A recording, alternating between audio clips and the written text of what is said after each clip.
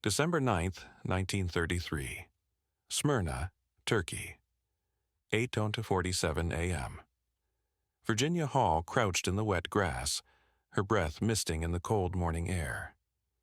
20 feet ahead, a ring-necked pheasant strutted between the reeds, completely unaware.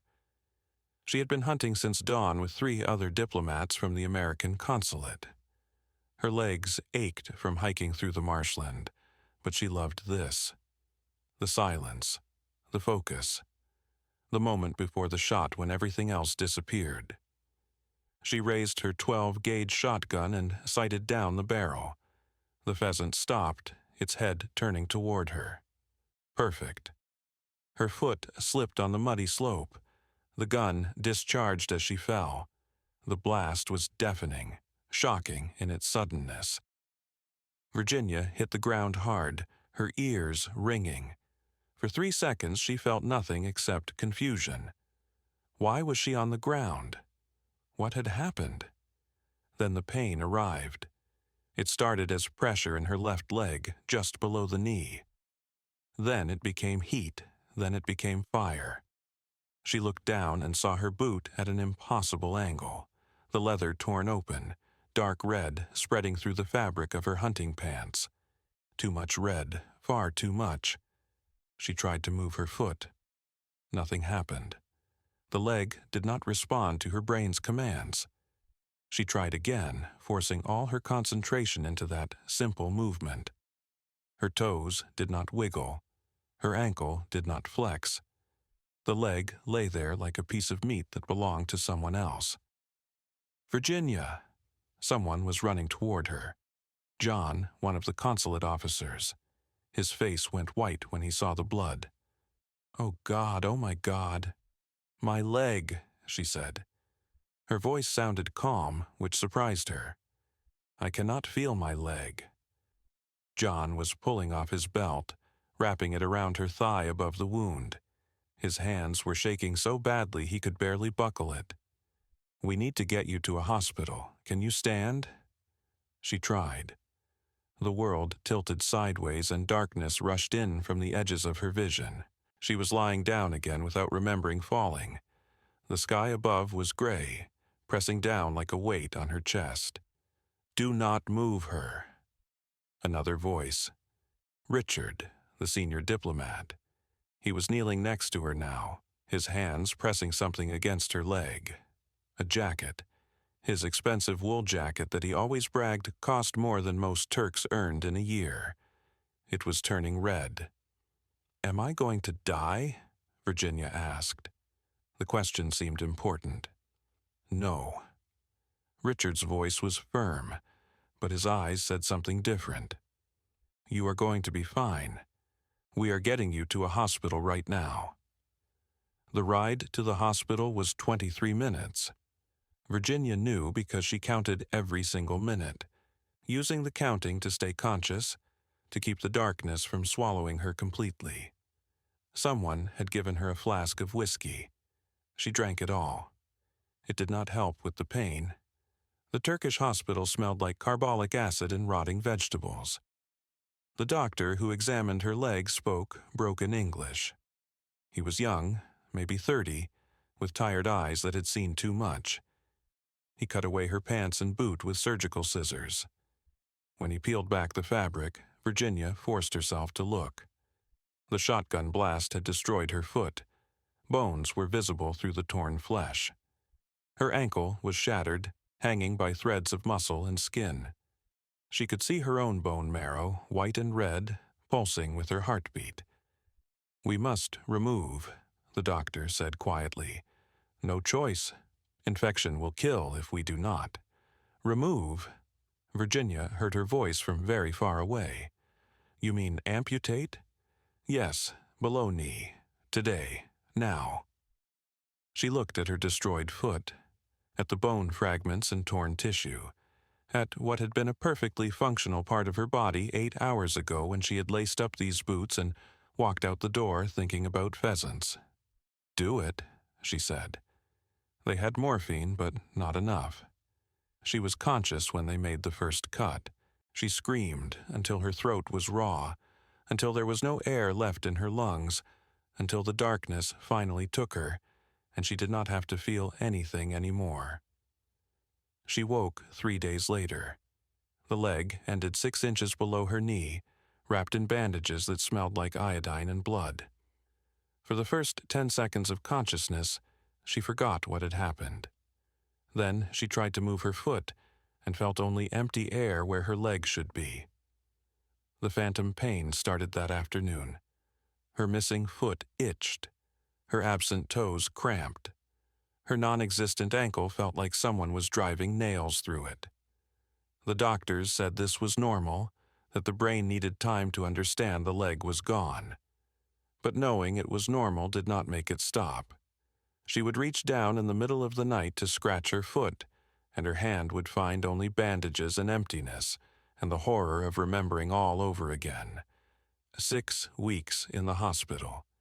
6 weeks of fever and infection and pain that made her bite through leather straps to keep from screaming. 6 weeks of watching her diplomatic career die along with her leg. February 1934.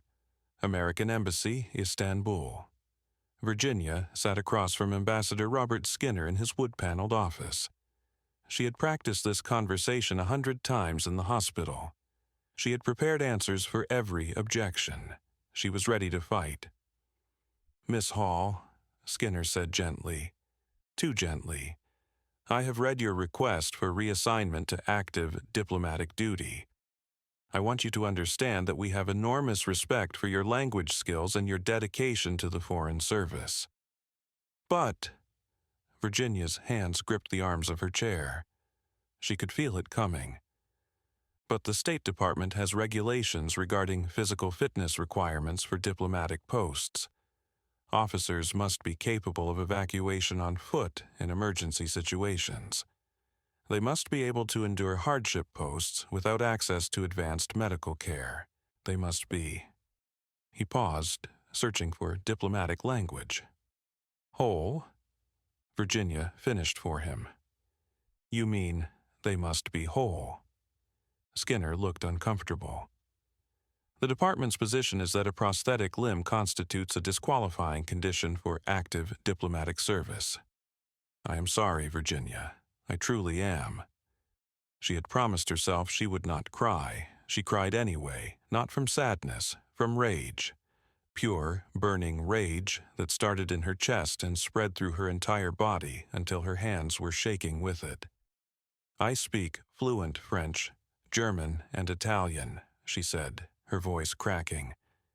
"I have a degree from Barnard College and graduate certificates from schools in Paris, Vienna, and Strasbourg.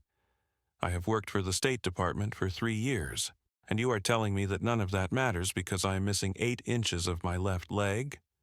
The regulations are clear. The regulations are stupid." She stood up, balancing on her wooden prosthetic. The stump was still tender, the fit not quite right. Pain shot through her leg, but she refused to show it. "I can do this job. I can do it better than half the men you have sitting in comfortable posts doing nothing except drinking and attending parties. I believe you." Skinner stood as well. "But I do not make the rules. I am sorry." She walked out of his office with her head high and her leg screaming. She made it to the bathroom before she vomited from the pain. The prosthetic had rubbed her stump raw. Blood was seeping through the bandages. She sat on the bathroom floor and let herself feel everything. The pain, the humiliation, the injustice of it all. Then she got up and went back to work. For 2 more years, Virginia fought the State Department. She applied for every open position. She wrote letters to senators and congressmen. She studied for additional language certifications. She did everything possible to prove that her leg did not matter, that she could serve just as well as any able-bodied officer. Every application was rejected. Every appeal was denied. The answer was always the same. Physical disability, disqualifying condition. "We are sorry, but regulations are regulations." By 1936, she was working as a consular clerk in Venice, a dead-end position doing paperwork that any high school graduate could handle. Her colleagues treated her with pity. Poor Virginia Hall. Such a shame about her leg, such a waste of talent. She spent her evenings studying languages with obsessive intensity. If she could not prove her worth through diplomatic service, she would prove it through knowledge. She learned Spanish from a Chilean artist. She added basic Russian from an émigré professor. She practiced Italian with locals until she could pass for a native Venetian. Languages became her weapon, her way of asserting that her mind was sharp even if her body was broken. The prosthetic leg became part of her routine. Every morning, she would wake at 5 a.m. to change the bandages on her stump. The skin never quite healed properly. Blisters formed where the wooden socket rubbed. The stump would swell in hot weather, making the prosthetic too tight. In cold weather, the phantom pains became worse, her absent toes feeling frozen despite not existing. She named the prosthetic Cuthbert. Giving it a name made it seem less like a piece of wood strapped to her leg and more like a companion. A difficult, painful, infuriating companion, but one she was stuck with for life. September 1939. Paris, France. War had finally come. Germany invaded Poland. Britain and France declared war in response, and Virginia Hall volunteered to drive ambulances for the French 9th Artillery Regiment. If the State Department would not let her serve America, she would serve the cause of freedom in any way she could, even if that meant driving wounded soldiers through shell fire, with a wooden leg working the clutch. The other ambulance drivers thought she was insane. Who volunteers for war with a prosthetic leg? But Virginia discovered something during those months of chaos and blood and dying men screaming in the back of her ambulance. She was good at this. Good at staying calm when artillery shells landed close enough to shatter windows. Good at making decisions when everyone else panicked. Good at surviving. Her leg hurt constantly. The clutch pedal required force that made her stump bleed. But she never complained, never showed weakness. She proved every single day that she could do what able-bodied people did, that her disability was not a limitation except in the minds of bureaucrats who had never tested themselves in fire. May 1940. The German blitzkrieg smashed through France like a hammer through glass. The French army collapsed. Paris fell.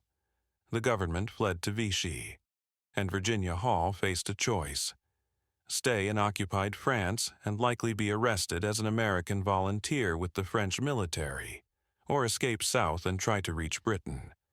She chose to run. The escape route went through Spain, which required crossing the Pyrenees Mountains on foot. The organized evacuation convoys were full. Virginia had no official status, no priority for transport. If she wanted out, she would have to walk. The Pyrenees in June. Steep mountain trails designed for pack mules, not for people. Certainly not for a woman with a wooden leg. The guide who agreed to take her group across looked at her prosthetic and shook his head. "You will not make it," he said flatly. "The trail is 40 kilometers, vertical climbing. You will slow us down and get everyone killed when the border patrols find us." "I will keep up," Virginia said. "With that?" He pointed at Cuthbert. "Watch me." The crossing took 2 days and 3 nights. The trail climbed through pine forests and over rocky passes where one misstep meant falling hundreds of feet. Virginia's stump was bleeding after the first 4 hours. The wooden socket was not designed for this kind of sustained stress. Every step sent jolts of agony through her leg. The phantom pains made her feel like her absent foot was being crushed in a vise. She kept walking. At night, she would remove the prosthetic and rewrap her stump with strips torn from her shirt. The other refugees stared at her leg, at the scarred, mangled end of her shin, at the horror of it. She ignored them and kept wrapping. By the second day, she was leaving bloody footprints from where the prosthetic had rubbed completely through her skin. The guide kept looking back at her, expecting her to collapse. She smiled at him through gritted teeth and kept walking. They crossed into Spain at dawn on the third day. Virginia made it over the border and then sat down on a rock and cried. Not from pain, though the pain was terrible. From triumph. She had walked across the Pyrenees with a wooden leg. She had done something most able-bodied people would consider impossible. If she could do that, she could do anything. August 1940. London, England. Virginia sat in a cramped office in the headquarters of the Special Operations Executive, a new British intelligence organization so secret that most government officials did not know it existed. Across the desk sat a man who introduced himself only as Captain Jenks. "Miss Hall," he said, reading from her file. "American citizen, former State Department. Speaks French, German, Italian, and Spanish. Drove ambulances for the French Army. Walked across the Pyrenees to escape occupied France." He looked up. "That is quite a resume." "Thank you. It says here you were rejected by the American Foreign Service due to a physical disability. May I ask what disability?" Virginia stood and rapped her knuckles against her left shin. The hollow wooden sound echoed in the small office. "I lost my leg in a hunting accident. Below the knee amputation. I have a prosthetic." Jenks stared at her. Then he started laughing. Not mocking laughter. Genuine amusement mixed with disbelief. "You walked across the Pyrenees with a wooden leg?" "Yes."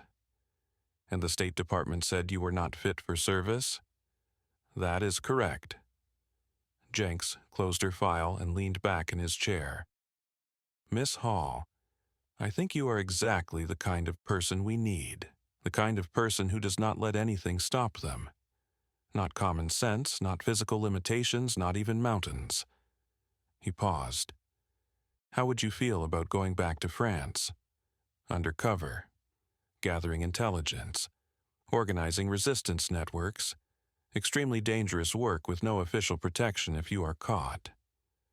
Virginia felt something unlock in her chest, something that had been closed since the day she woke up in that Turkish hospital and realized her diplomatic career was over.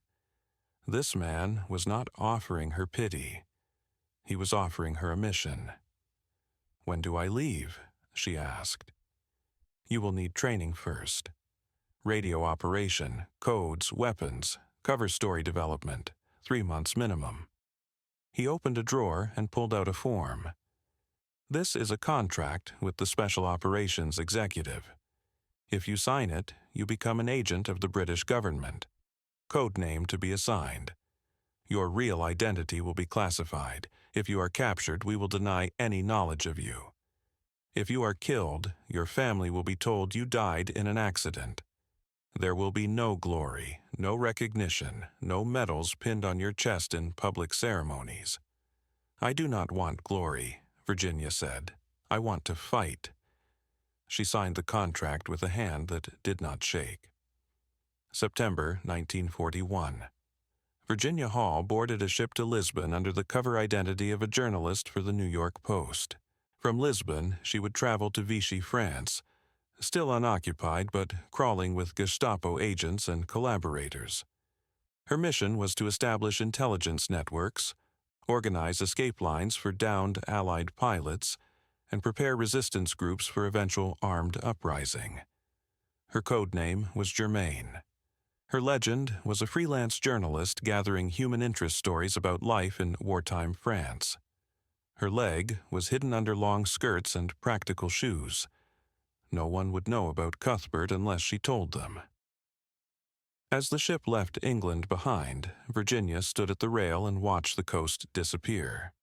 She was 35 years old. She had been rejected by her own government as unfit for service. She had lost her leg in a stupid accident while hunting birds. She had been told her entire life that her disability made her less capable, less worthy, less useful than whole people. She was about to prove them wrong in ways they could never imagine. The woman they said could not serve was going to war. Lyon, France, March 12, 1942, 2:17 a.m. Virginia Hall woke to the sound of boots on cobblestones. Heavy boots, military boots, moving fast. She was on her feet before her brain fully processed the danger. Her hand found Cuthbert propped against the wall, and she strapped it on in darkness, fingers working automatically through the routine she had performed 1,000 times. Wrap the stump padding. Slide the wooden socket over her shin. Pull the leather straps tight. Buckle. Stand. Pain shot through her leg, but she ignored it. The boots were closer now. Voices in German, sharp commands. The Gestapo did not raid at 2 a.m. unless they knew exactly who they were looking for. Virginia moved to the window and looked down at the narrow street 3 stories below. 8 men in dark coats. 2 cars blocking both ends of the alley. They were surrounding the building. She had maybe 90 seconds before they reached her door. Her wireless radio sat on the table, still warm from her last transmission to London 2 hours ago. Compromising intelligence. Lists of resistance contacts. Locations of safe houses. If the Gestapo found it, 20 people would die by dawn. She grabbed the code book first and threw it into the fireplace. The pages caught immediately, curling into ash. The radio was too large to burn quickly. She yanked out the vacuum tubes and smashed them under her heel. The glass crunched satisfyingly. She threw the remains out the window into the river below. Splash. Gone. Heavy footsteps on the stairs now. First floor, second floor, coming fast. Virginia looked around the room. No back exit, no fire escape. Just one window overlooking the street where the Gestapo waited. She was trapped. Unless she was not Virginia Hall, secret agent. Unless she was someone else entirely. She tore off her nightgown and pulled on the clothes she kept ready for exactly this moment. Thick wool dress, peasant shawl, wooden clogs. She mussed her hair and rubbed dirt from the windowsill onto her face. She grabbed her cane, the one she used when her leg hurt too badly for Cuthbert to be enough. Footsteps outside her door, a fist hammering on the wood. Open, Gestapo. Virginia hunched her shoulders and began to limp. Not the controlled limp she normally used to minimize attention. An exaggerated, painful, elderly limp. She became someone old, someone broken, someone beneath notice. She opened the door. The Gestapo officer was young, maybe 25, with cold blue eyes and a Luger pistol in his hand. 3 more men stood behind him in the hallway. Papers, he demanded in French. Virginia fumbled in her shawl with shaking hands. She made her voice quaver, old and frightened. Please, sir, I am just an old woman. I do not understand. What is happening? Papers, now. She produced her forged identity card. Marcel Montaigne. Widow. Age 62. The photograph showed a woman who looked nothing like Virginia Hall. Gray hair, lined face, thick glasses. The forgers had done excellent work. The officer studied the card, then looked at Virginia. She kept her shoulders hunched, her head down, every line of her body screaming helpless, old woman. He looked past her into the room. Unmade bed, simple furniture, no wireless, no weapons, no evidence of anything except poverty and age. "What is wrong with your leg?" he asked. Virginia pulled up her skirt just enough to show Cuthbert. The wooden prosthetic was worn and scratched, obviously old. "I lost it in the Great War, sir. A shell. My husband died in that same attack. I have been alone ever since." The lie flowed smoothly. She had practiced this story until it was as real as truth. The officer's face softened slightly. Even Gestapo officers had mothers. Even monsters could feel pity for wounded women. "Have you seen a woman? American, about 35 years old. She walks with a slight limp. She may be using this building for illegal activities. Virginia widened her eyes in confusion. American? Here? No, sir, I have seen no one. I keep to myself. My leg pains me. I do not go out much. The officer looked at her for a long moment. Virginia kept her breathing shallow, her hands trembling just slightly. Not too much. Just enough to sell the performance. Search the other apartments, he said finally. The men moved past her, their boots loud in the hallway. The officer handed back her papers. If you see this American woman, you will report to the nearest Gestapo office immediately. There is a reward, 500 francs. Yes, sir. Of course, sir. Thank you, sir. He left. Virginia closed the door and waited. She counted to 60, then to 100, then to 500. Finally, she heard the cars drive away. Her legs gave out. She sat down hard on the floor, her wooden leg thumping against the boards. Her heart was hammering so hard she could see her chest moving. Her hands would not stop shaking. That was the third time in 2 months that the Gestapo had nearly caught her. And it would not be the last. Lyon had become the most dangerous city in France. The Gestapo knew there was a major Allied intelligence operation running from somewhere in the city. They knew it was organized by a woman. They even knew she limped. What they did not know was her face. Not yet. Virginia ran her network from a series of safe houses scattered across Lyon and the surrounding countryside. She moved every week, never sleeping in the same place twice. She had 3 different cover identities and 5 sets of forged papers. She was Marcel, the old widow. She was Brigitte, the journalist. She was Marie, the nurse. She became whoever she needed to be to survive another day. Her mission had expanded far beyond simple intelligence gathering. She now controlled the largest Allied spy network in central France. 47 agents and sub-agents reporting to her. Wireless operators transmitting to London daily. Couriers carrying messages and money. Resistance fighters preparing for eventual armed uprising. And she ran an escape line. The escape line was her most dangerous operation. When Allied pilots were shot down over France, they needed to reach neutral Spain or risk capture and execution. Virginia had organized a network of safe houses, forgers, and guides that moved downed airmen from Lyon to the Spanish border. Each pilot represented weeks of training and thousands of dollars of investment. More importantly, each one was someone's son or husband or father. She kept a list. 33 names so far. 33 men who would be in German POW camps or dead if not for her network. She memorized every name, every face, every story they told her during the brief hours they spent in her safe houses before moving south toward freedom. Lieutenant James Morrison, B-17 pilot from Kansas. Shot down near Dijon, fractured collarbone. She set the bone herself because bringing him to a hospital meant questions. He cried from the pain. She gave him cognac and told him about the farm he would return to after the war. Flight Sergeant Peter Harold, RAF bomber crew. Bailed out over the Rhone Valley. Burns on his hands and face. She treated them with black market sulfa drugs that cost more than most French workers earned in a month. He lived. Flying Officer David Walker, navigator, sprained ankle from landing badly. She walked him across 12 miles of countryside to the next safe house, both of them limping, looking like 2 injured people helping each other. The Gestapo checkpoints waved them through without searching. Who would suspect cripples? Every extraction was a risk.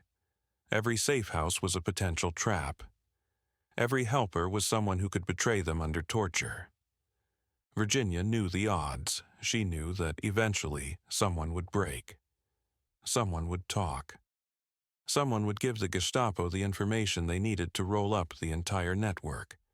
But 33 men were alive because of her work. That was worth the risk. May 1942. The safe house in the village of Crozant. Virginia was encoding a message for London when someone knocked on the door. 4 quick raps. Pause. 2 more raps. The correct signal. She opened the door to find a young man standing in the rain. He was maybe 19 years old, thin and nervous, with the kind of face that had never needed to shave regularly. He wore workman's clothes that were too large for him. "I am Philippe," he said quietly. "Father Jacques sent me. He said you need a courier." Virginia studied him. Philippe's hands were shaking. His eyes would not meet hers.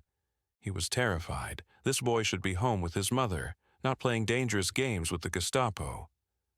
"How old are you?" she asked. 22. "You are lying. How old really?" 19, his voice cracked. "But I can do this. I want to help. The Germans killed my brother last year. I want to fight them." Virginia should have sent him away, should have told him to go home and wait for the war to end, should have protected him from what happened to young men who played at being spies. Instead, she let him in. "I need someone to carry a message to Rouen," she said. 40 kilometers. You will take the train. If you are stopped, the message is in a false compartment in this book. Do not try to run if the Gestapo questions you. Running makes you suspicious. Act bored. Act like you hate the Germans, but you are too tired to do anything about it. Most of all, do not be heroic. Heroism gets you killed. Philippe nodded eagerly. He was so young, so desperate to prove himself. She remembered being that young once, before Turkey, before the hospital, before she learned that courage and stupidity often look the same. She gave him the book and the money for the train. "There is a woman in Rouen named Sylvie. She runs a bakery on Rue Gambetta. Give her this book. She will give you a package. Bring it back here. If anything seems wrong, if anyone follows you, if you feel danger, abandon the mission. The package is not worth your life. I will not fail you," Philippe said solemnly. He left at dawn. Virginia watched him walk down the road toward the train station, his borrowed coat flapping in the wind. She told herself he would be fine. The mission was simple, routine. She had sent dozens of couriers on similar runs without incident. 3 days later, Father Jacques brought her the news. Philippe had been arrested at a Gestapo checkpoint outside Rouen. They found the message in the book. He tried to run. They shot him in the back. He died in the road, 19 years old, his mother screaming over his body, all because Virginia Hall had let him be brave. She did not cry. She had learned not to cry. Instead, she went to her room and added his name to the list she kept hidden in her shoe. The other list. Not the pilots she had saved. The people who had died because of her. Philippe Rousseau, age 19, courier, shot. May 24, 1942. He was the 7th name on that list. He would not be the last. June 1942. The safe house above the butcher shop. His name was Alain, and he was a captain in the French Resistance. 42 years old, married, 3 children. He had been working with Virginia's network for 6 months, organizing sabotage operations against German supply lines. He was also in love with her. Virginia knew this because men in war fell in love easily. Danger and adrenaline and the constant awareness of death made people desperate for connection. She had seen it dozens of times. Usually, she could deflect gracefully, make it clear she was not interested. Move on. With Alain, it was harder. "Come away with me," he said one night after a planning session. The others had left. They were alone in the small room, maps spread across the table, candles burning low. "When this is over, when we win, come away with me." "You have a wife," Virginia said quietly. "I know, and I love her. But I love you too. Is that so terrible?" "Yes." Virginia stood up and began rolling up the maps. Her leg ached. Cuthbert had rubbed a new blister on her stump. She wanted to take off the prosthetic and rest, but she could not show weakness. Not now. You love the idea of me, Alain. The mysterious American woman. The spy with the wooden leg, the adventure. But I am not an adventure. I am just someone trying to survive long enough to finish a job. You are more than that. No. She turned to face him. I am less than that. Do you know what I did last week? I ordered a man to kill a collaborator, a French policeman who was giving names to the Gestapo. I gave the order, and 3 days later that policeman was found in the river with his throat cut. I did that. I ordered a murder, and I did not lose one night of sleep over it. Alain stared at her. She saw him seeing her clearly for the first time. Not the romantic figure he had built in his imagination. The real woman. The one who made decisions that got people killed. The one who had become something cold and hard and necessary. You did what had to be done, he said finally. Yes, and I will keep doing it. And when this war is over, I will not be someone you want to love. I will be someone who remembers every name on my list. Every person I sent to die. Every choice I made that saved some and killed others. Go home to your wife, Alain. Love her. Forget about me. He left without saying goodbye. Virginia sat alone in the room and felt nothing. That was the worst part. Not that she had hurt him, that she did not care. The war was eating her alive from the inside, turning her into something functional and efficient and hollow. She wondered if there would be anything left when it ended. If she would remember how to be human again, how to feel things that were not fear or rage or cold calculation. She did not know, and most days she was too tired to care. November 1942, everything changed. Germany invaded Vichy France. The pretense of an unoccupied zone ended. German troops poured south. The Gestapo presence in Lyon tripled overnight, and Klaus Barbie, the butcher of Lyon, arrived to hunt down the resistance. Barbie was efficient, ruthless, methodical. Within 2 weeks, he had arrested 40 resistance members. Within a month, he had broken 3 major networks, and he was very specifically hunting for the limping woman. The posters appeared on every wall. Wanted, enemy agent, female, age 30-40, American or British accent, walks with noticeable limp. 50,000 francs reward for information leading to capture. 50,000 francs. More money than most French workers earned in 5 years. Virginia's network started collapsing. People she had trusted for months suddenly refused to meet her. Safe houses that had been secure became traps. Couriers stopped showing up. The fear was spreading like infection through the resistance. London sent an urgent message. Extract immediately. Network compromised. You are burned. Virginia sent back one word. No. She had 47 agents depending on her. She had 3 downed pilots waiting for extraction. She had intelligence about German troop movements that London desperately needed. She was not leaving until she had evacuated everyone who trusted her. It took 3 weeks. 3 weeks of moving constantly, sleeping in barns and attics, and once in a cemetery crypt. 3 weeks of close calls and near captures, and the constant weight of Barbie's hunters getting closer every day. On December 2nd, she made her last transmission to London from a farmhouse outside Lyon. Message sent. Agents evacuated. Pilots moving south. I am leaving now. The next day, the Gestapo raided the farmhouse. They missed her by 6 hours. Virginia walked to the Spanish border. The same route she had taken in 1940. The same brutal mountain trails. But this time it was December. This time there was snow. The guide, who agreed to take her across, looked at the weather and shook his head. The passes are already snowed in. We should wait until spring. I do not have until spring. Then you will die in the mountains. Better than dying in a Gestapo cell.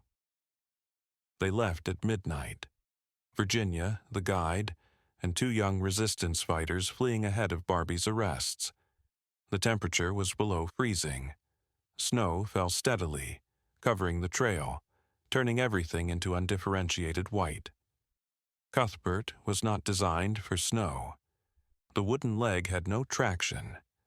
Virginia slipped constantly, falling hard onto her knees, her hip once directly onto her face. Blood from her split lip froze on her chin. Her stump was bleeding inside the prosthetic socket. She could feel it squishing with every step. The phantom pains were unbearable. Her absent foot felt frozen solid. Her missing toes felt like they were being amputated all over again, one by one. She knew it was not real, knew her foot did not exist, but her brain screamed that her toes were dying from frostbite, and there was nothing she could do to save them. By the second day, she could not feel her real foot anymore either.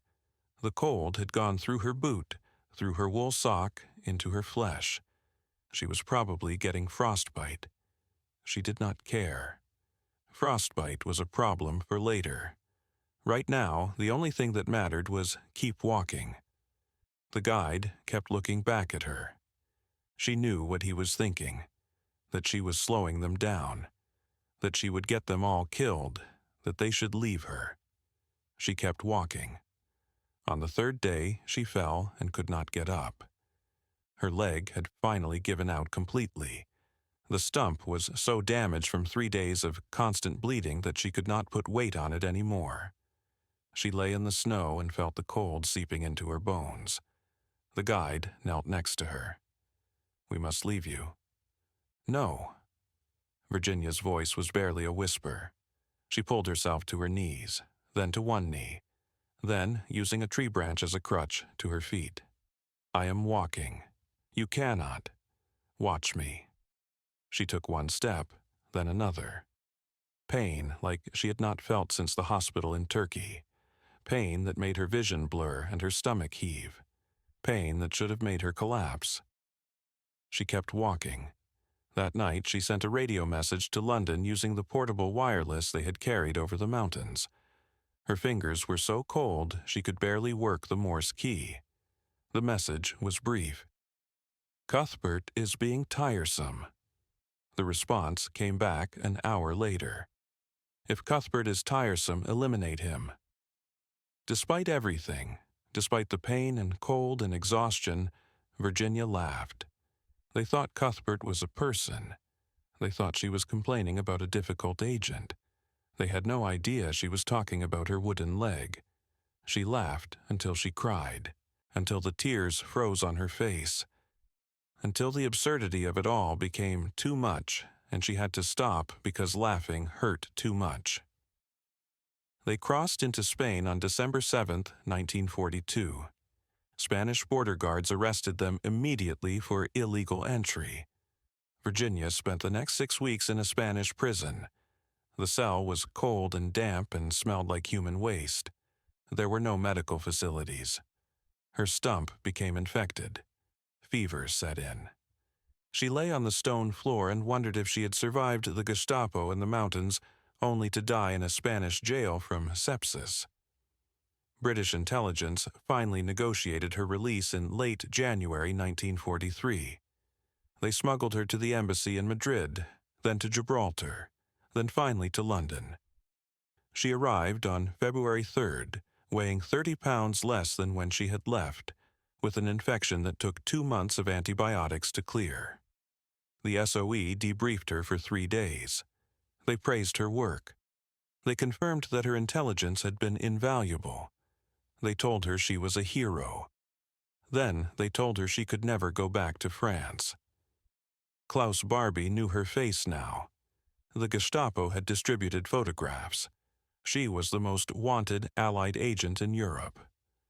Going back would be suicide. Virginia listened to all of this.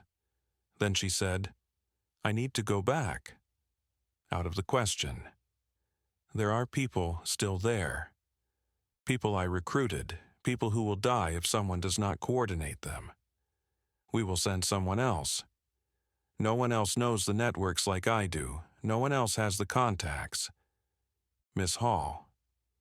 The SOE officer looked at her with something like pity. You have done more than anyone could ask. You have earned rest. Let someone else fight for a while. Virginia stood up. Her leg screamed in protest, but she did not show it. I am not finished. Yes, the officer said gently. You are. Virginia walked out of the building and directly to the American embassy. If the British would not send her back, maybe the Americans would. The Office of Strategic Services, America's new intelligence agency, interviewed her for 2 hours. Then they offered her a job. We are planning something big, the OSS officer said. An invasion of France. We need agents on the ground before it happens. Agents who know the terrain, who have contacts, who can organize the resistance to support the landings. It is the most dangerous assignment we have. Most agents we send will not survive. When do I leave? Virginia asked. She was going back to France. The Gestapo wanted her dead. Klaus Barbie had sworn to find her. Half of Europe was looking for the limping lady. Good, let them look, let them hunt, let them try. She had a war to win, March 21st, 1944, Cosne-sur-Loire, Central France. Virginia Hall sat hunched over a wooden crate in a barn that smelled like cow manure and rotting hay. Her back ached from maintaining the posture of an old woman.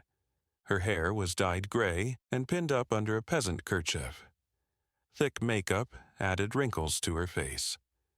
She wore the clothes of a French milkmaid, complete with wooden clogs and a stained apron. No one in this village knew her real name. To them, she was Marcel, the widow who had moved here from Lyon to escape the cities. The old woman who milked cows and made cheese and kept to herself. The one who limped badly and never complained about her wooden leg. Cuthbert was hidden under thick wool stockings and long skirts. No one looked twice at an elderly peasant woman with a limp. France was full of people damaged by the last war. She was invisible in her ordinariness. Perfect. The wireless radio sat disassembled in the false bottom of the crate. Virginia assembled it by touch in the darkness, her fingers finding each component automatically. Crystal, vacuum tubes, antenna wire, power supply. She had done this so many times she could build a radio blindfolded. She strung the antenna along the barn rafters and powered up the set. Static hissed through the headphones. She tuned to the frequency and tapped out her call sign. 3 letters, dit-dit-da, da-dit-dit, dit-da. London responded immediately. She smiled. Her radio operators were getting better. The message came through in code. She transcribed it mechanically, her pencil scratching across the paper. Then she pulled out her one-time pad and began decoding. Prepare all networks for major operation. Timeline, 60 to 90 days. Targets, rail infrastructure, telecommunications, bridges, fuel depots. Coordination essential. More details to follow. This is not a drill. Virginia stared at the decoded message for a long moment. 60 to 90 days. That put the timeline at early June. Major operation requiring infrastructure sabotage and coordination with resistance networks. The invasion was coming. She had known it was inevitable. Known that eventually the Allies would have to come back to France. But seeing it confirmed in black and white made her heart race. Everything she had done for the past 3 years, all the networks she had built, all the people she had recruited and trained and sometimes buried, it had all been preparation for this moment. She encoded her response. Networks ready. Awaiting target list. Will coordinate with Maquis leadership. Estimated 1,500 fighters available in my sector. 1,500 fighters. most of them farmers and shopkeepers and teenagers who had never fired a gun before she taught them. She had spent the last 2 months organizing them into cells, training them in weapons and demolitions and tactics, teaching them how to ambush German patrols, how to sabotage rail lines, how to disappear into the countryside before reinforcements arrived. Some of them would die when the invasion came. She knew this with absolute certainty. You could not fight a war without casualties. The question was whether their deaths would matter, whether the sacrifice would be worth it. It had to be worth it. She would make it worth it. April 1944. The farmhouse outside Suries-Bois. "This is how you set the charge," Virginia said in French. She was kneeling next to a section of railway track in the woods behind the farmhouse. 6 young men watched her intently. The youngest was 17. The oldest was maybe 25. She placed the plastic explosive against the rail joint and inserted the detonator. You want to destroy the joint, not just dent the rail. A dented rail can be hammered back into shape. A destroyed joint requires replacement parts that the Germans do not have stockpiled everywhere. "How long does the fuse burn?" asked Henri, the 17-year-old. He had joined the resistance after the Gestapo arrested his father for refusing to send workers to Germany. His father died in Dachau 2 months later. 30 seconds with this fuse. Long enough to get clear if you move immediately, not long enough if you hesitate. She looked at each of them. "When the time comes, you will place the charge, light the fuse, and run. You do not watch the explosion. You do not wait to see if it worked. You run and you keep running until you reach the rally point. Understood?" They nodded. Boys playing at being soldiers. She wondered how many of them would be alive in 3 months. "Henri, you try," she said. The boy came forward and knelt next to the rail. His hands were shaking as he positioned the explosive. Virginia put her hand over his to steady it. "Breathe," she said quietly. "Fear is normal. Fear keeps you alive. But you cannot let it control your hands." He took a breath and placed the charge correctly. Inserted the detonator. Attached the fuse. His hands were steadier now. "Good," Virginia said. "Now light it." "What? Here? Now?" "No, but you need to practice the motion until it becomes automatic. When you are cold and scared and the Germans are shooting at you, your body needs to know what to do without your brain having to think about it." He practiced lighting imaginary fuses until the motion was smooth. Then the next man practiced, then the next. Virginia drilled them until every movement was automatic, until they could set charges in their sleep. These boys were going to blow up the railway line that brought German reinforcements from the east toward the invasion beaches. Their success or failure might determine whether thousands of Allied soldiers lived or died. No pressure, May 1944. The safe house in Montluçon. The BBC radio broadcast started at 9 p.m. like it always did. Virginia sat with a cup of ersatz coffee made from roasted acorns, listening to the French service. Most of the broadcast was news and propaganda, but buried in the programming were coded messages for the resistance. "The carrots are cooked," the announcer said. That one meant nothing to Virginia. Different networks had different code phrases. "The dice are on the table." Not hers either. The long sobs of autumn violins wound my heart with monotonous languor. Virginia set down her coffee cup. That was the first line of Verlaine's poem, the one London had told her to listen for. It meant the invasion would happen within 2 weeks. Activate all networks. Prepare for immediate action. She sat very still, letting the enormity of it wash over her. 2 weeks. Maybe less. After 4 years of occupation, after millions dead, after all the suffering and resistance and desperate fighting, the liberation was finally coming. and she had a railway line to destroy. June 5, 1944, 11:47 p.m. Virginia crouched in the wet grass beside the railway tracks outside Cosne-sur-Loire. Rain fell steadily, soaking through her clothes. Her wooden leg was sinking into the mud. She could not feel her real foot anymore from the cold. Henri and 5 other resistance fighters were positioned along 200 meters of track, each with their charges ready. The rain was a blessing. German patrols hated patrolling in the rain. They stayed in their bunkers and assumed no one would be stupid enough to sabotage in this weather. Wrong assumption. The BBC had broadcast the second line of the Verlaine poem 3 hours ago. Pierce my heart with monotonous languor. That meant invasion in 48 hours. All resistance groups were to execute their missions immediately. Virginia checked her watch. Midnight in 2 minutes. That was the time she had coordinated with the other networks across central France. Simultaneous attacks on railways, bridges, telephone lines. Chaos that would prevent the Germans from understanding what was happening or where reinforcements were needed most.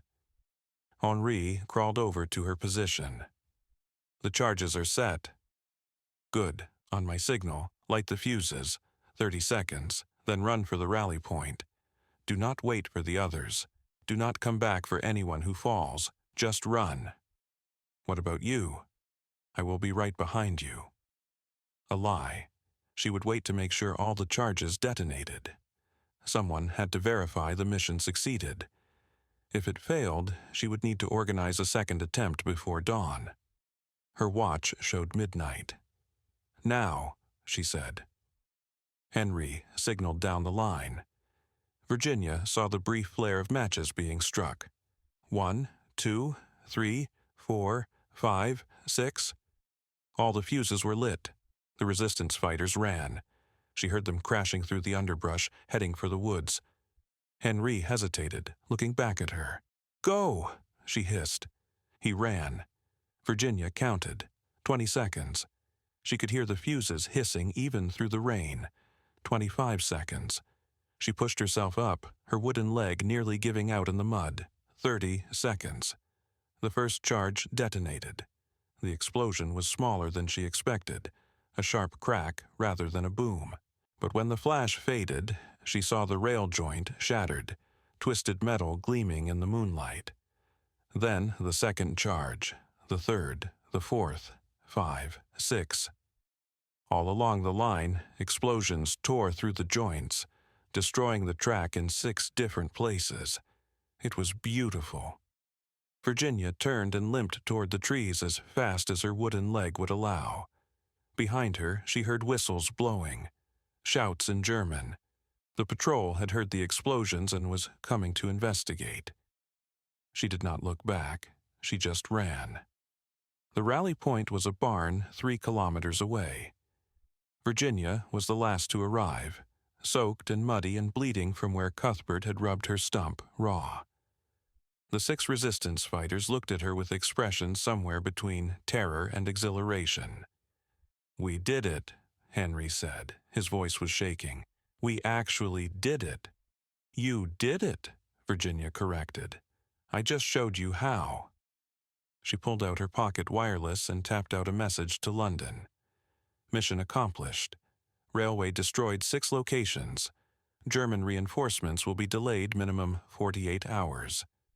London's response came back within minutes. Well done. Invasion begins 06:30 hours, June 6th.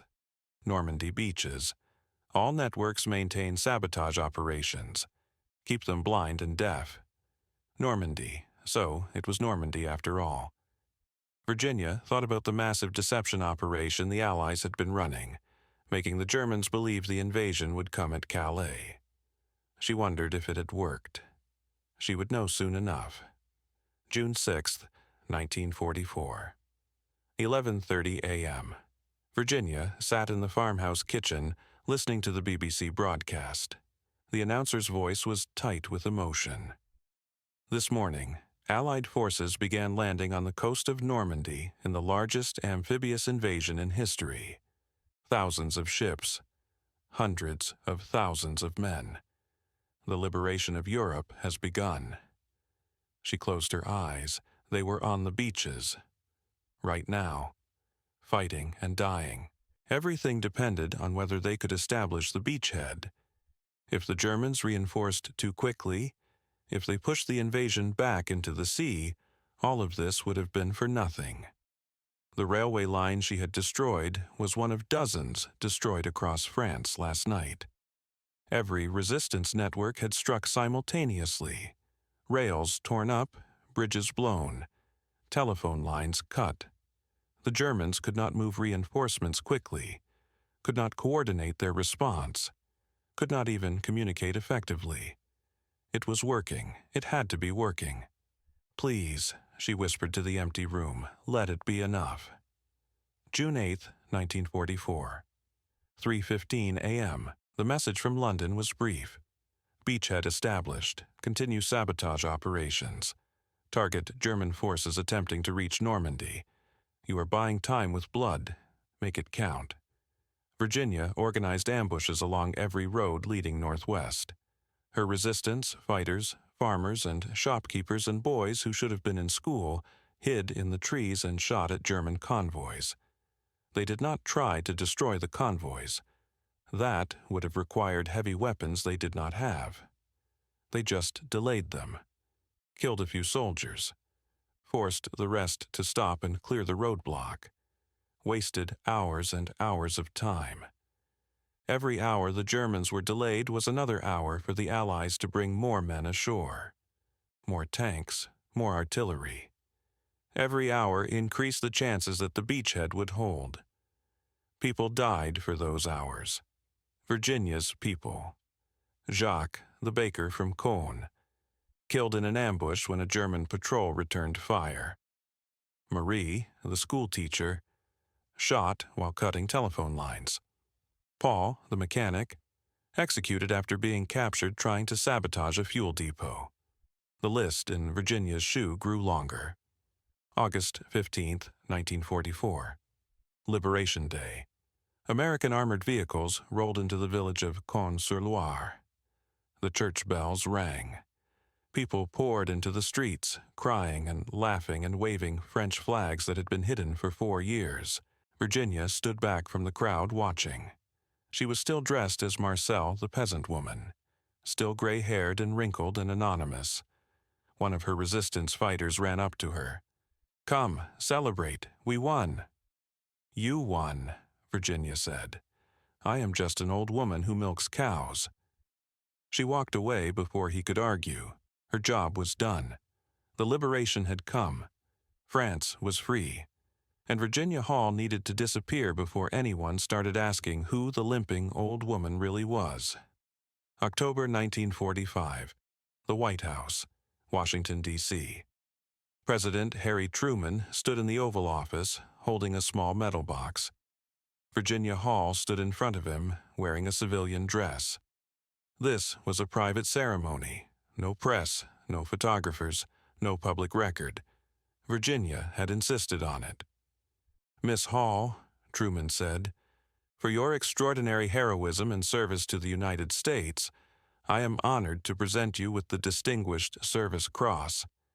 You are the first civilian woman to receive this honor." He pinned the medal to her dress. It felt heavy. Or maybe that was just the weight of all the names in her shoe. "Thank you, Mr. President." "The country owes you a debt it can never repay," Truman said. Virginia thought about Philippe, about Jacques and Marie and Paul, about all the people who had died so that France could be free. "The debt is not mine to collect, sir. I am just alive. Others were not so fortunate." After the ceremony, she walked out of the White House and took the metro home. No one recognized her. No one knew what she had done. That was how she wanted it. 1946. CIA Headquarters, Virginia. Virginia applied for a position with the new Central Intelligence Agency. Her resume included languages, intelligence experience, field operations, and a Distinguished Service Cross. She was offered a job as an intelligence analyst.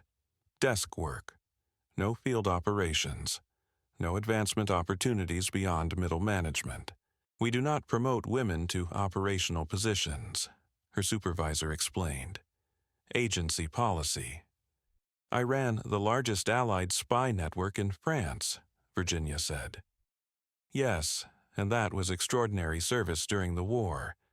But peacetime intelligence work requires different considerations. What considerations?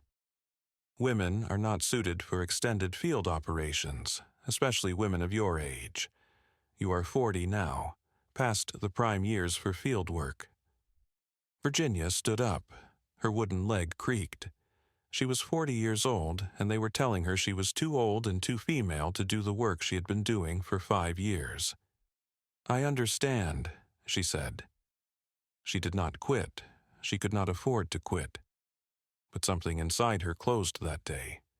Some last bit of hope that the world would recognize what she had done, what she was capable of, that her leg did not matter, that her gender did not matter, that her work spoke for itself. She was wrong. It mattered to everyone except the people she had saved.